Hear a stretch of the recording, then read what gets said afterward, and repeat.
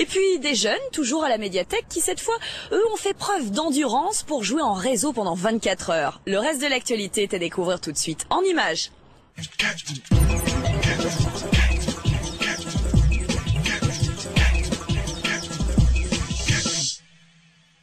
Samedi matin à la médiathèque de Martigues, une trentaine de jeunes a pris le départ des 24 heures du LAN. Une compétition d'endurance qui consiste notamment pendant une journée complète à détruire un maximum de ses congénères, au choix à l'arme à feu ou à l'arme blanche, pour de faux bien sûr. LAN, ce sont les initiales de Local Area Network, pour zone de réseau local. Une LAN party, c'est donc une fête où l'on joue en réseau avec ses voisins de table, parce que rien ne remplace la chaleur humaine.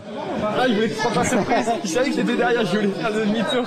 On veut prouver en fait via nos manifestations qu'on peut très bien concilier une vie sociale, une vie professionnelle ou une vie scolaire réussie en jouant aux jeux vidéo comme une passion, comme une autre. On a tendance à diaboliser un peu le jeu vidéo en montrant que c'est quelque chose qui isole beaucoup, qui nuit un peu à la vie sociale. Et nous justement on montre qu'il n'y a pas que cette image, ça existe certes, mais c'est pas la majorité des gens. Sur internet vous jouez avec des gens qui ont des pseudos. Et ici, ils deviennent des personnes réelles avec un prénom. C'est-à-dire que Killer du 13 devient Nicolas, et c'est beaucoup mieux, quoi. Ça rend plus humain le média. Tu connaissais les gars qui sont en face de toi, là, ou c'est... Quasiment pas, non. Je veux dire non. Est-ce que tu les connaissais en pseudo? Un petit peu, mais quasiment pas. L'ambiance, c'est surtout c'est l'ambiance que de rester chez soi, bon derrière un ordi, bon c'est amusant, mais sans plus. Alors qu'en LAN, on se voit tous, on s'amuse, on discute, on rigole. 24 heures, comment vous roupiez pas? Non. 24 heures? Non, pas pour 24 heures. Ça, c'était vraiment une question de vieux.